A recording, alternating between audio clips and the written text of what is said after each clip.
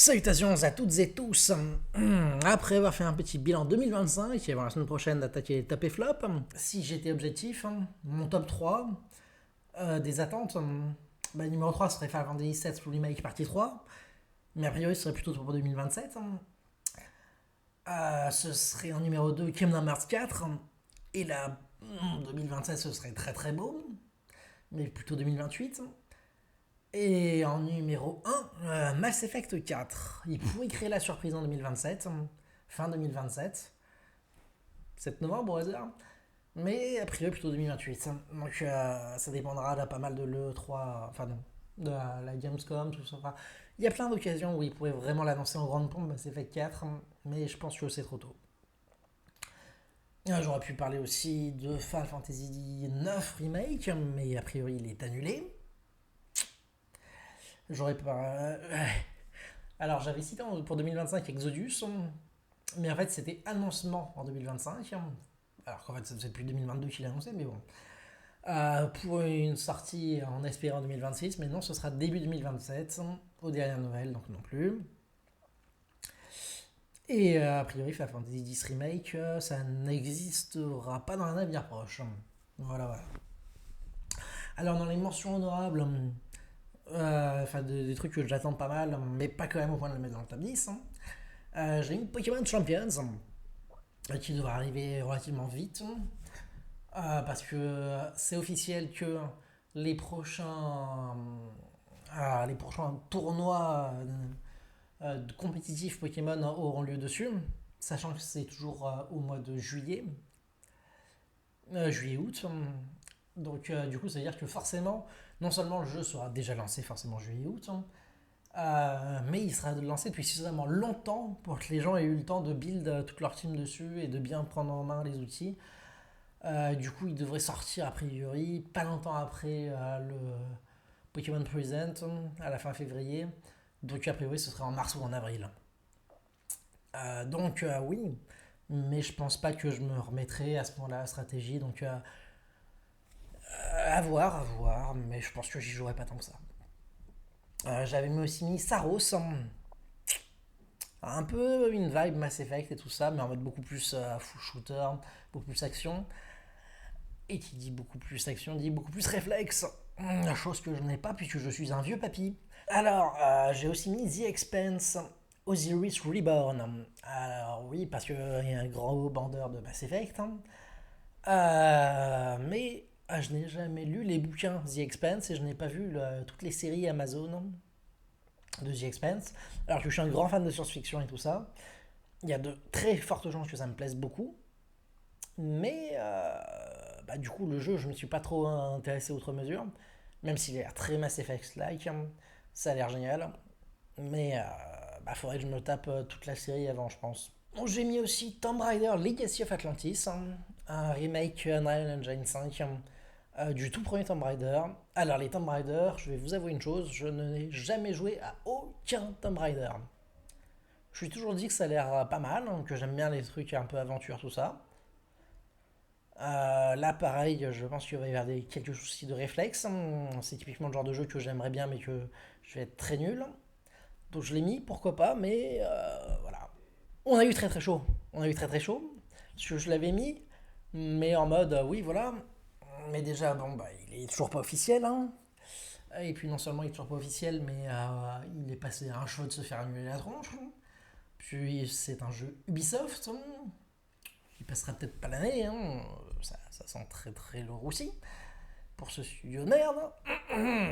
Et, mais donc j'ai mis Assassin's Creed 4 Rising Kid, Rising Kid, je sais pas comment ça se prononce, le remake d'Assassin's Creed 4, parce que à sa sortie, déjà sur PC il était beaucoup moins beau que le 3, parce que plus monde ouvert et tout ça, donc ça faisait un petit downgrade, et il y avait toute la partie présent qui était complètement raté, qu'il fallait revoir. Alors d'après les rumeurs, ils vont carrément le supprimer. Ah, donc ok, il y aura plus de scénario dans Assassin's Creed 4, ok, ça va être que du jeu action bourrin. Donc je l'avais mis, mais non, en mode curieux, mais a priori ça va être de la merde. J'ai mis aussi Euphoria saison 3, parce qu'après tout j'ai vu les deux premières saisons. Alors, c'est surcoté, j'aime pas le truc style. Oui, c'est des acteurs qui ont 25-30 ans, ils sont encore au lycée. Oh là là. Enfin, non, là, ils seront plus au lycée, heureusement. Heureusement, ils nous ont pas infligé ça pour la saison 3. Mais il y a le côté drogue et tout ça, j'aime pas, ça me saoule. Mais après, oui, c'est une série très bien réalisée, avec d'excellents acteurs, un casting de fou furieux. J'ai vu les deux premières saisons, donc je regarderai la saison 3, c'est sûr. Mais je l'attends pas outre mesure. De même, j'ai mis New York Games, Sunrise and the Harvest, lever de soleil sur la moisson. Alors, oui, ça a l'air sympathique. Enfin, mais non, je sais, j'ai pas vu la bande-annonce.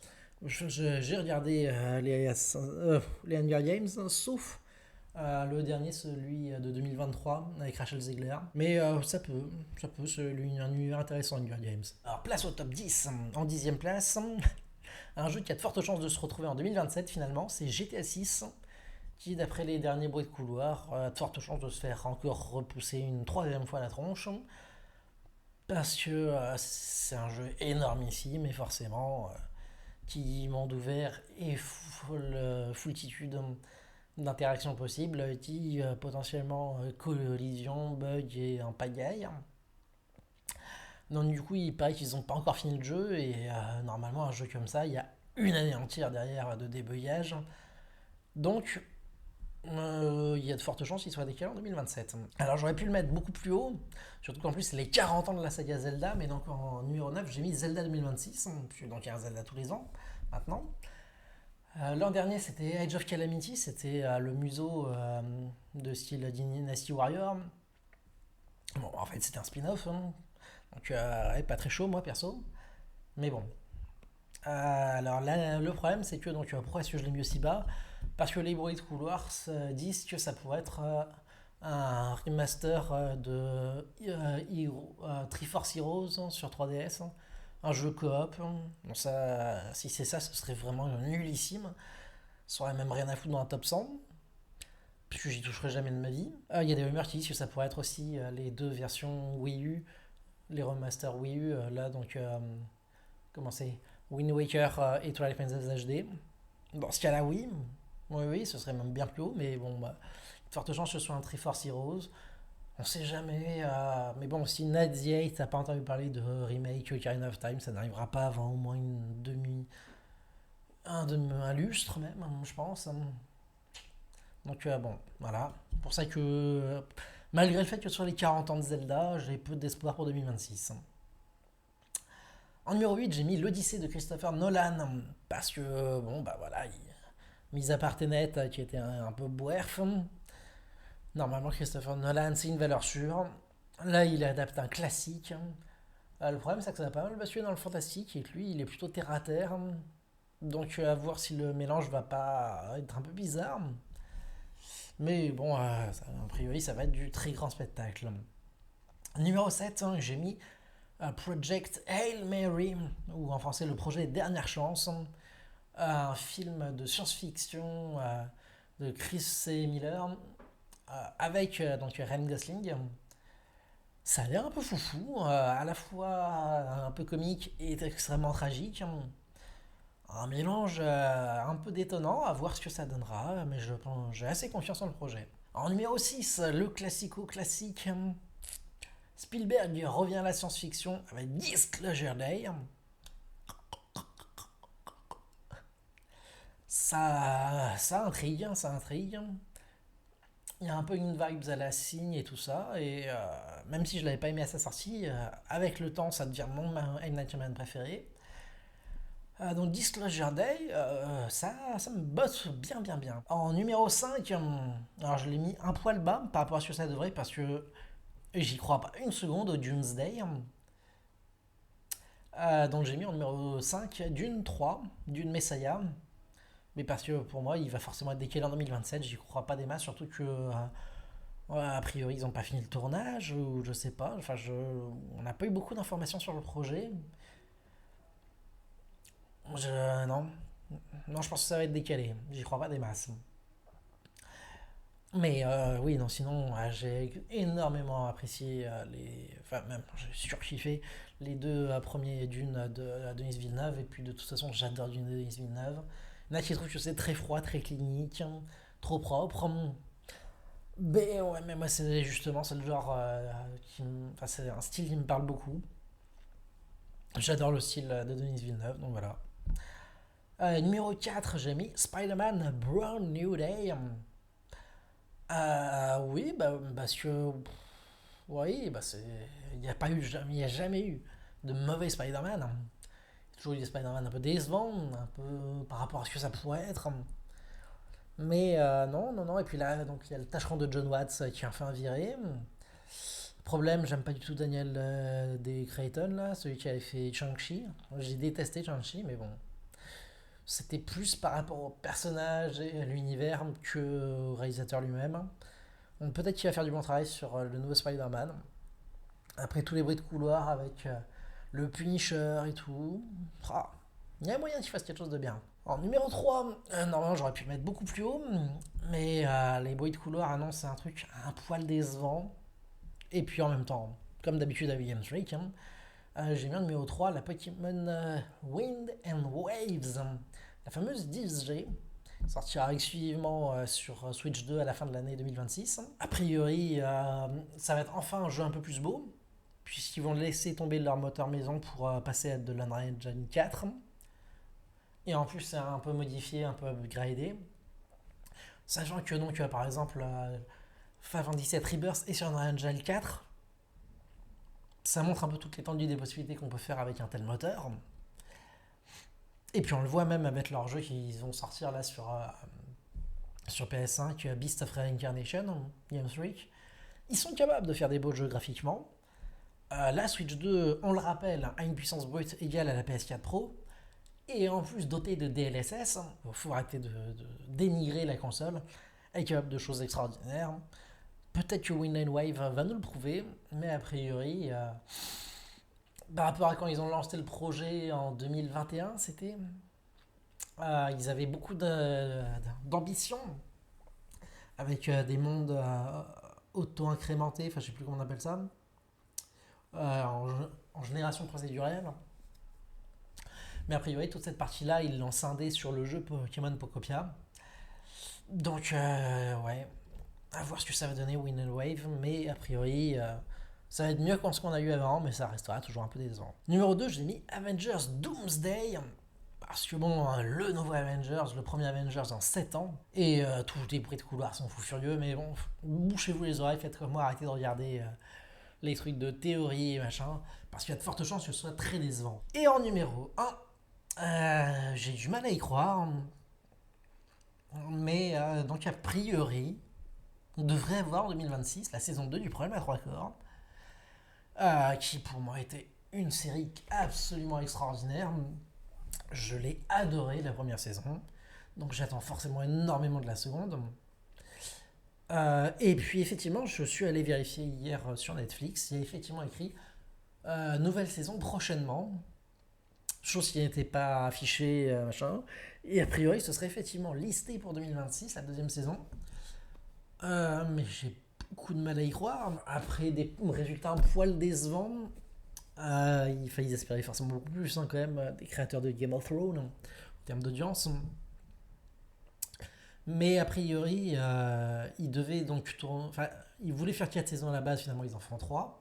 Mais ils avaient demandé 3 ou 4 saisons. 4 saisons, c'était 6 ans, c'était un gros succès. Finalement, non. Donc ce sera 3 saisons. Et donc ils devaient tourner, faire un tournage de taré. Ils l'ont commencé du coup au mois de mai 2025. Et ça devrait durer jusqu'en septembre 2026. Un an et demi de tournage. Du coup, a priori, on aurait dû avoir la deuxième saison en 2027 et la troisième en 2028, a priori. Mais visiblement, ils les ont tournés dans l'ordre. Et a priori, la deuxième saison aurait déjà bouclé toutes ces scènes de tournage. Et donc, pendant qu'ils continuent de tourner de manière discontinue, parce que non, ils vont pas faire un an et demi de tournage, ils ont un planning sur un an et demi, où ils ont 8 mois de tournage, je crois, un truc comme ça. Mais donc, a priori, les scènes de la saison 2 sont déjà bouclées. Et donc, c'est en cours de post-prod. Et a priori, ça pourrait sortir à la fin de l'année 2026. Peut-être même cet été. Enfin, non, faut arrêter trop gras. Déjà, moi, je mets un petit billet. Moi, j'ai mis 3 billets. Je pense que GTA 6 sera décalé en 2027. Je pense que Dune 3 sera décalé en 2027. Et je pense que le premier à 3 corps, une saison 2 ne sortira pas en 2027. Il y a encore, pour y avoir même d'autres choses, comme Avengers Doomsday. Spider-Man Brand New Day, je pense pas, parce que je pense qu'ils auront. Et l'Odyssée, pareil, je pense qu'ils auront déjà trop lancé la machine marketing pour les décaler. Pour rappel, à la fin de l'été 2026, on aura de nouveau, comme en 2023, les nouvelles négociations avec la SAG-AFTRA, enfin, toutes les boîtes de syndicats américaines, avec notamment tous les débats sur l'IA. Et a priori, on va de nouveau se taper une énorme grève des familles. Et qui dit grève, dit pas d'acteurs pour faire la promo, tout ça. Donc, est-ce que à la fin de l'année pour Avengers Doomsday, est-ce qu'ils auront enfin réussi à signer des accords et tout ça? À voir, hein, à voir. Mais ça s'annonce chaud patato. Donc voilà pour mes attentes 2026. Il y a pas mal de choses, c'est un peu varié en termes de films, séries, jeux vidéo. À voir si tout sortira comme prévu. Il y aura des surprises peut-être. Et en espérant qu'en tout cas ce qui est prévu sortira effectivement et sera au niveau des attentes. Allez, et donc on se retrouve la semaine prochaine pour étape et flop. D'ici à continuer de vous cultiver, de regarder des films, des séries. Ne restez pas passifs, jouez aux jeux vidéo. Et à la prochaine les gens.